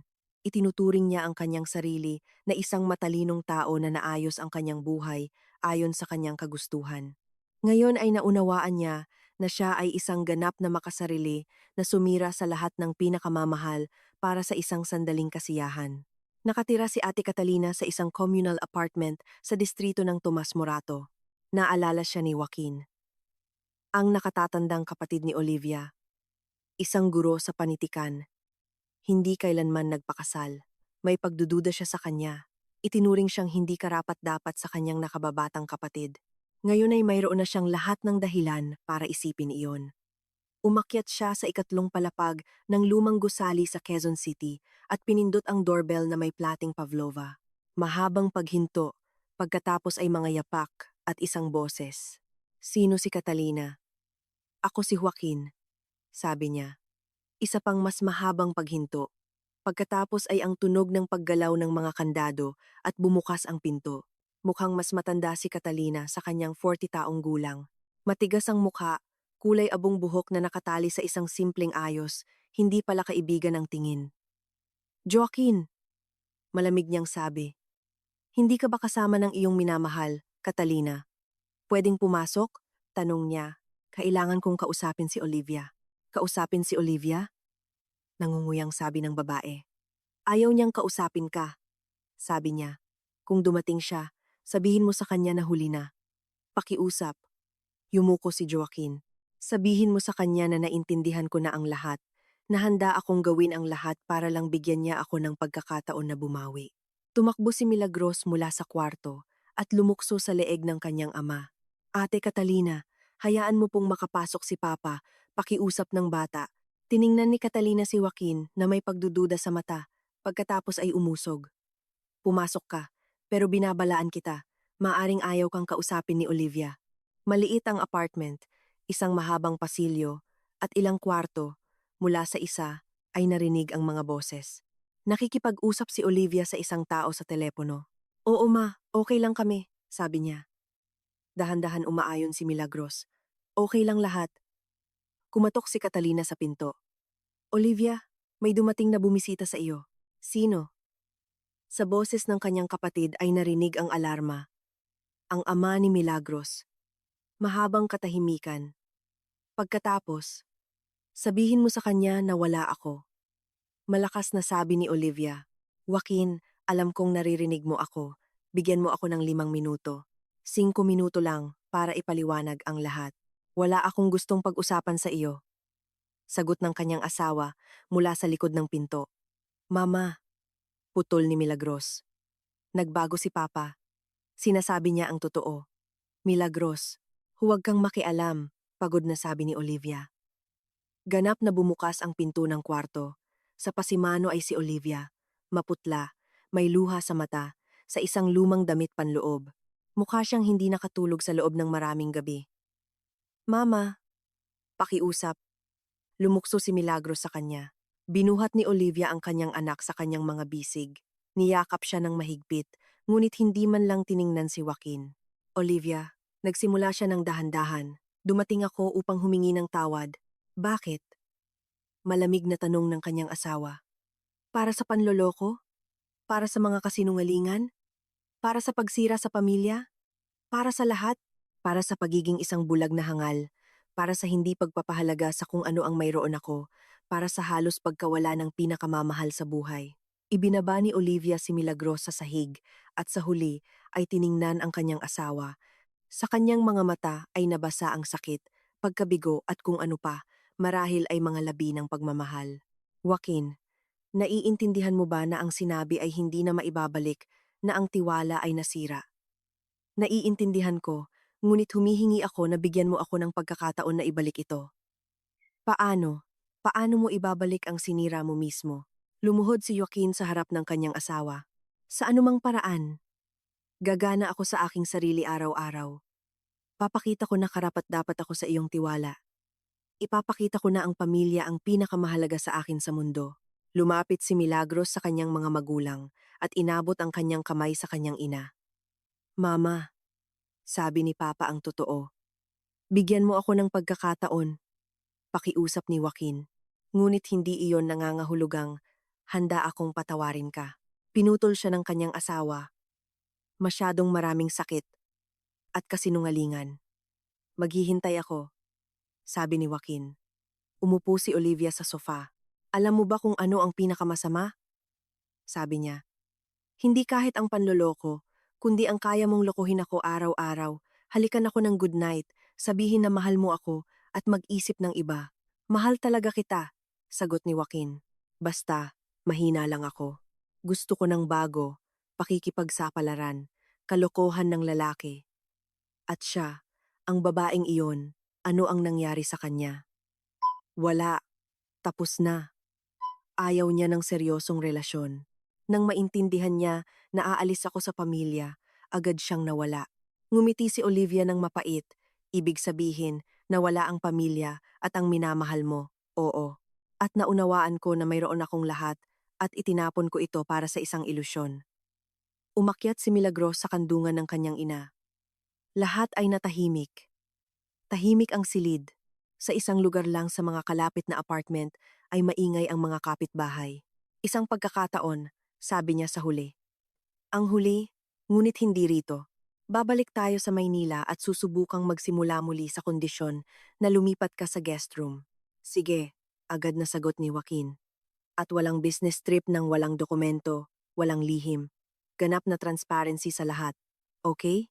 At kung magsinungaling ka kahit isang beses pa, tapos na ang lahat magpakailanman. Naintindihan? Wala nang kasinungalingan. Tiningnan ni Olivia ang manika sa mga kamay ng kanyang anak at ang mara na ito ay pinanatili namin. Sabi niya, bantayan mo siya. Sinasabi nila na nararamdaman niya ang mga kasinungalingan. Tumango si Joaquin. Sa kaibuturan ng kanyang kaluluwa ay umaasa siya na hindi na magpapakita sa kanyang mga panaginip ang manika. Tila natapos na ang misyon nito. Nagtagumpay ang katotohanan. Nakatanggap ng pagkakataon na mailigtas ang pamilya. Bumalik sila sa Maynila. 3 araw. Pagkatapos, nakahanap si Joaquin ng bagong trabaho, mas mababa ang suweldo, mas maraming responsibilidad, ngunit tapat, walang kaduda-dudang iskema. Tuwing gabi ay umuuwi siya sa pamilya, tinutulungan si Milagros sa kanyang mga takdang aralin, nakikipag-usap kay Olivia tungkol sa araw na lumipas. Mahirap ang unang ilang linggo. Nagpapakita si Olivia ng pag-iwas, sumasagot ng maikli, iniiwasan ang pisikal na kontak, naunawaan ni Joaquin. Kailangan ibalik ang tiwala ng paunti-unti. Tumulong si Milagros. Tila naging tulay ang bata sa pagitan ng mga magulang, nagpapasa ng init mula sa isa't isa. At ang manikang si Mara ay nagkaroon ng marangal na lugar sa istante ng kwarto ng bata at hindi na nagsasalita. Nakikipaglaro si Milagros sa kanya, tulad ng isang karaniwang laruan. Sabi ni Mara na tapos na ang kanyang trabaho, paliwanag ng kanyang anak nang magtanong si Joaquin tungkol dito. Ngayon ay isang magandang manika na lang siya. At ang katotohanan ay kailangan sabihin ng mga tao sa kanilang sarili. Ang mapagpasyang sandali ay isang hapon sa Oktubre. Umuwi si Joaquin na pagod pagkatapos ng mahirap na araw. Naghahanda si Olivia ng hapunan. Nasa kwarto si Milagros. Karaniwan na idil ng pamilya, ngunit si Joaquin sa ilang kadahilanan ay gustong umiyak sa kaligayahan. Olivia, sabi niya habang lumalapit sa kanyang asawa, pwede ba kitang yakapin? Huminto siya nang hindi lumilingon. Bakit? Basta. Gusto ko lang. Matagal na akong hindi nakayakap ng totoo sa iyo. Dahan-dahan lumingon si Olivia. Sa kanyang mga mata ay maraming iba't ibang damdamin. Pag-iingat, pag-asa, mga labi ng sakit. Subukan mo. Malambing niyang sabi.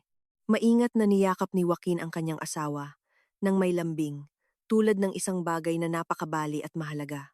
Hindi siya lumayo. Lalo pang ang lumapit. Namiss kita, bulong niya sa buhok. Ako rin, sagot ni Olivia. Namiss ko ng husto ang Joaquin noon, ang asawa, at hindi ang estranghero na nagsinungaling sa akin araw-araw. Patay na ang Joaquin na iyon, seryosong sabi niya. At ito ay magiging mas mabuti, ipinapangako ko. Nakatayo silang magkayakap sa gitna ng kusina at mula sa sala ay narinig ang boses ni Milagros. Mara, tingnan mo. Nagkakasundo na sina mama at papa. At sa katunayan, 1 buwan pagkatapos ay bumalik si Joaquin sa kanilang kwarto kasama ang kanyang asawa na nagbigay sa kanya ng pangalawang pagkakataon. Malaki ang kanilang pinag-usapan tungkol sa nakaraan, kasalukuyan, hinaharap, tungkol sa lahat ng dati nilang tinahimik. Ikinuwento ni Joaquin sa kanyang asawa ang tungkol sa kanyang mga takot, tungkol sa pakiramdam na dumadaan lang ang buhay, tungkol sa kagustuhang muling maramdaman na bata at malaya. Naiintindihan mo, sabi niya isang hapon habang nakaupo sila sa kusina, umiinom ng tsaa at natutulog si Milagros. Naisip ko na ang pamilya ay mga limitasyon at lumabas na ang pamilya ay kalayaan. Kalayaan na maging sarili, hindi gumanap ng mga papel, hindi magsinungaling. At si Adriana? Tanong ni Olivia. Ano ang naramdaman mo sa kanya? Isang ilusyon. Tapat na sagot ni Joaquin. Parang pag-ibig sa akin at sa katotohanan ay pagnanais lamang na tumakas mula sa responsibilidad. Bata siya, maganda, walang obligasyon, at gusto kong muling maging ganoon. At ngayon ay naiintindihan ko na ang tunay na pag-ibig ay hindi sa bago, kundi sa kasama ng isang tao ay nagiging mas mabuti ka. Ginagawa mo akong mas mahusay, Olivia, at hindi ko iyon pinahalagahan. Alam mo ba kung ano ang pinaka-nakakagulat? Milagros. Hindi man lang siya nagtanong kung bakit ka umalis, na para bang naintindihan niya ang lahat. Mara ang nagpaliwanag sa kanya, ngumiti si Joaquin. Huwag kang magbiro tungkol dyan. Seryosong sabi ng kanyang asawa. Naniniwala ako na ang manikang iyon ay talagang hindi ordinaryo. Masyadong maraming pagkakataon. Tiningnan ni Joaquin ang kwarto ng bata, kung saan nakaupo sa istante ang lumang manika. Alam mo ba, wala na akong nakikitang mystical sa kanya, sabi niya, ordinaryong lumang laruan. Siguro ang problema ay hindi sa kanya, kundi sa akin. Siguro mismo ako ay nakakaramdam ng pagkakasala at inilalagay ko iyon sa manika. Posible. Sang-ayon si Olivia. Ngunit nananatili ang katotohanan. Matapos siyang lumitaw, lahat ay nagbago at naging mas mabuti. Lumipas ang 1 taon. Ang pamilyang Ramos ay namuhay ng ordinaryong buhay, trabaho, mga gawain sa bahay, paminsan-minsan na pagpunta sa sinehan o parke. Ngunit ngayon, ang pang-araw-araw na buhay na ito ay parang regalo para kay Joaquin. Bawat araw kasama ang kanyang mga mahal sa buhay ay kaligayahan. Lumaki si Milagros, pumasok sa paaralan. Patuloy pa rin niyang mahal ang kanyang manikang si Mara, ngunit ngayon ay nakikipaglaro na rin siya sa iba pang mga laruan. Ang manika ay naging isa na lamang sa marami, na wala ang kanyang espesyal na katayuan. Hindi na nakikipag-usap sa akin si Mara, paliwanag ng kanyang anak, nang tanungin ni Joaquin tungkol dito. Sabi niya, tapos na ang kanyang trabaho. Ngayon ay manika ko na lang siya. Dahan-dahan bumubuti ang relasyon kay Olivia. Natutunan nilang muling tumawa, ng magkasama, magplano, mangarap tungkol sa hinaharap. Natuklasan ni Joaquin sa kanyang asawa ang mga bagong bahagi. Lumabas na sa mga taon ng kasal, ay hindi niya talaga siya kilala. Naging masyado siyang nakatuon sa kanyang sarili, at noong Nobyembre ay nangyari ang maaaring sumira sa lahat. Pauwi si Joaquin mula sa trabaho, nang makita niya ito sa metro. Nakaupo si Adriana sa kabilang dulo ng bagon at nagbabasa ng libro. Nagbago siya. Naging mas elegante siya, mas matanda, mas maganda pa. Nagkatinginan sila. Nakilala siya ni Adriana, ngumiti at kumaway. Sa susunod na istasyon, lumapit siya. "Hello, Joaquin," sabi niya. "Kumusta ka?" "Hello." Sagot niya, naramdaman kung paano bumibilis ang tibok ng puso. "Mabuti. Ikaw din." "Hindi masama. Nagtatrabaho ako sa isang bagong kumpanya, madalas maglakbay. At ikaw? Bumalik sa pamilya?" "Oo," maikling sagot ni Joaquin. "At kamusta ka?" "Masaya." Maingat siyang tumingin. Si Adriana ay pareho pa rin. Maganda, kaakit-akit, medyo pabigla-bigla. 1 taon na ang nakakaraan. Ang kanyang puso ay bumibilis sa isang tingin pa lang niya. At ngayon, kung sinabi niya, "Napakasaya, masaya ako para sa iyo," sinsero nang ngumiti ang dalaga. "Alam mo, kasal ako sa isang mabuting tao kamakailan. Lilipat ako sa Paris. Bati na lang. Salamat. At sa'yo, suwertehin ka. Mabuti kang tao, Joaquin. Noon lang hindi mo naintindihan ang gusto mo." Bumaba siya sa susunod na istasyon at naiwan si Joaquin.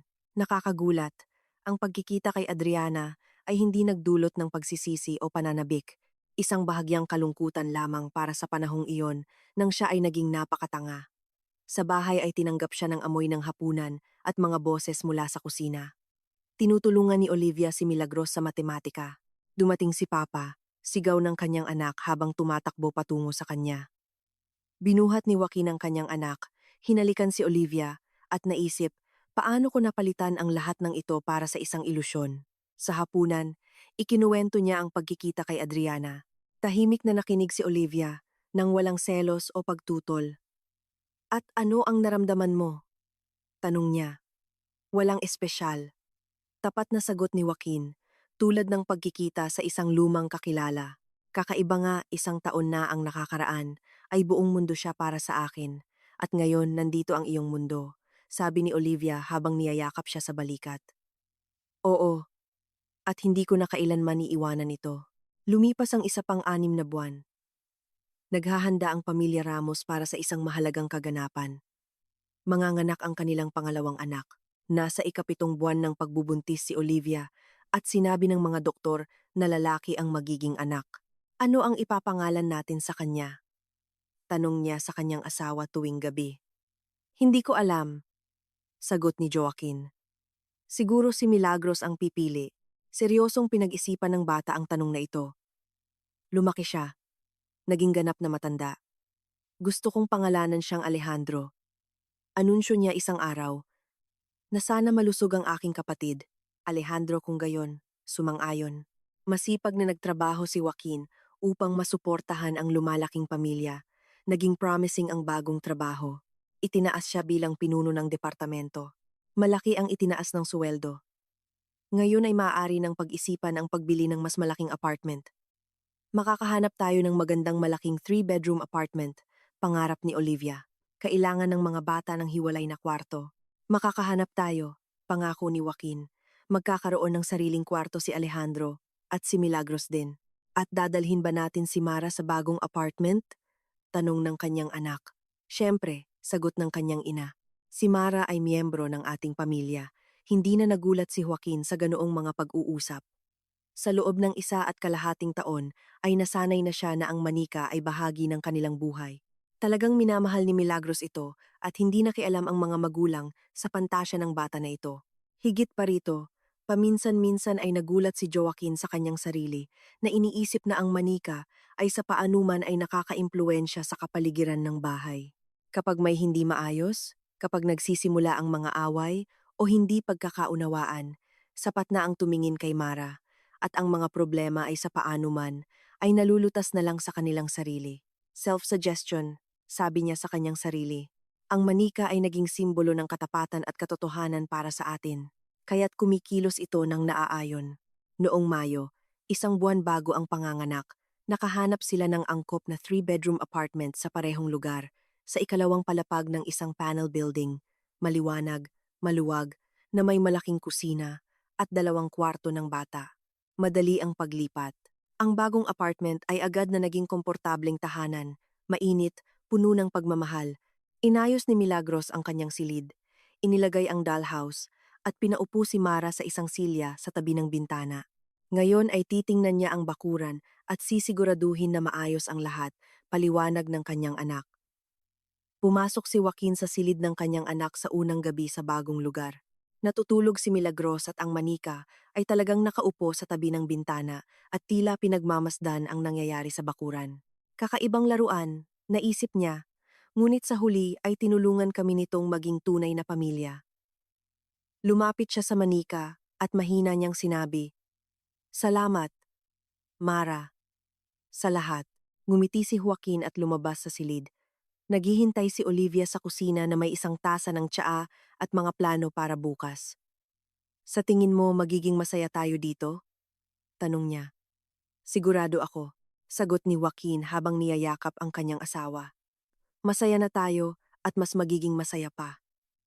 Ipinanganak si Alejandro sa simula ng Hunyo, isang malusog at malakas na bata. Madali ang panganganak at di nagtagal ay nasa bahay na ang buong pamilya sa bagong apartment. Agad na minahal ni Milagros ang kanyang kapatid. Tinulungan niya si mama na paliguan siya, pakainin siya. Binabasa niya ng mga kwento. Kahit na wala pa ring naiintindihan ang sanggol, umupo si Joaquin sa armchair at pinagmasdan ang kanyang pamilya. Ang kanyang asawa na may bagong silang na anak, ang kanyang anak na may mahiwagang manika, ang pinuno ng pamilya mismo, na halos sumira sa lahat ng kayamanan na ito para sa isang pansamantalang kapritso. Napakalaki kong tanga, naisip niya. Paano ko hindi napahalagahan ang napakalaking kaligayahan? Si Alejandro ay lumabas na isang tahimik na bata. Mabuti siyang natulog, bihira umiyak, maaga nagsimulang ngumiti. Madalas dalhin ni Milagros ang manika sa kanyang duyan. Kinakanta ni Mara ng mga lulabis, paliwanag niya. Kaya siya napakatahimik. Pero hindi namin naririnig ang kanta niya, sabi ni Olivia. Kasi naririnig ng mga sanggol ang hindi naririnig ng mga matatanda, seryosong sagot ng kanyang anak. At sa katunayan, kapag ang manika ay nasa tabi ng kuna ng bata, mas malalim at mas matagal na natutulog si Alejandro. Tumigil si Joaquin sa paghahanap ng lohikal na paliwanag sa lahat ng kakaibang ito. Tinanggap na lamang niya bilang katotohanan. Sa kanyang bahay ay nakatira ang isang hindi pangkaraniwang manika na sa paanuman ay nakakaimpluwensya sa kapaligiran ng pamilya. At ang impluwensyang ito ay positibo. Maayos ang trabaho. Muling itinaas si Joaquin. Ngayon ay pinamamahalaan niya ang isang bagong departamento. Pinapayagan ng suweldo na hindi magtipid sa pamilya ng masarap na pagkain, dekalidad na damit, bakasyon sa tag-araw sa dagat. Naalala mo ba kung paano mo noong isang taon ay inaalala na dumaan lang ang buhay? Tanong ni Olivia isang gabi habang nakaupo sila sa balkonahe. Natutulog ang mga bata. Tahimik at komportable ang apartment. Naaalala ko, sagot ni Joaquin. Sa tingin ko ang pamilya ay isang kulungan, mga limitasyon, pagkabagot, at ngayon ay naiintindihan ko na ang pamilya ay ang mga ugat. Kung walang ugat ay hindi maaaring lumaki ang puno. At gusto kong maging isang tumatakbong halaman. At hindi ka nagsisisi? Tiningnan ni Joaquin ang kanyang asawa. Ang tanging pinagsisisihan ko ay ang hindi ko naintindihan sa loob ng napakatagal na panahon. Anong kayamanan ang mayroon ako? Sabi niya. Halos nawala ko ang pinakamamahal sa wala. Ngunit hindi mo iyon nawala, paalala ni Olivia. At hindi mo iyan mawawala, mariing sabi ni Joaquin. Tumayo siya, niyakap ang kanyang asawa, at naisip kung paano nagbago ang kanyang buhay sa loob ng 2 taon. Noon, nang bilhin niya ang manika sa istasyon, hindi niya akalain na ang laruang ito ay magiging katalista ng lahat ng pagbabago. Ipinakita sa kanya ni Mara ang katotohanan tungkol sa kanyang sarili. Pinilit siya nitong tingnan ang kanyang sarili mula sa labas. Tinulungan siya nitong maunawaan kung ano ang mahalaga at kung ano ang walang silbi. Salamat. Mental niyang sinabi sa manika at nagtungo upang tingnan kung paano natutulog ang mga bata. Humihinga si Alejandro sa kuna. Dahan-dahan gumalaw si Milagros sa ilalim ng kumot.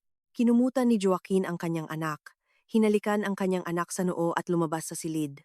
Bukas ay isang bagong araw na puno ng mga pag-aalala at kagalakan. Isang ordinaryong araw ng pamilya na marami na siyang mararanasan at lubos siyang nagpapasalamat para doon.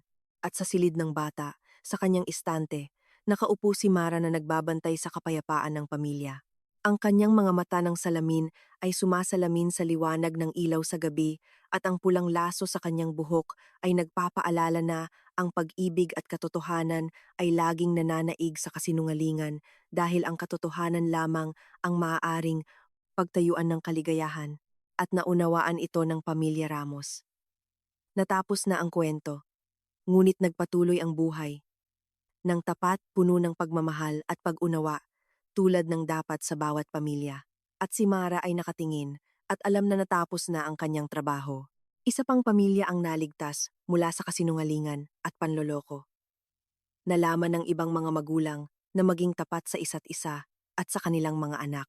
Nagtagumpay ang katotohanan at sa wakas ay nakahanap ng kapayapaan ang manika.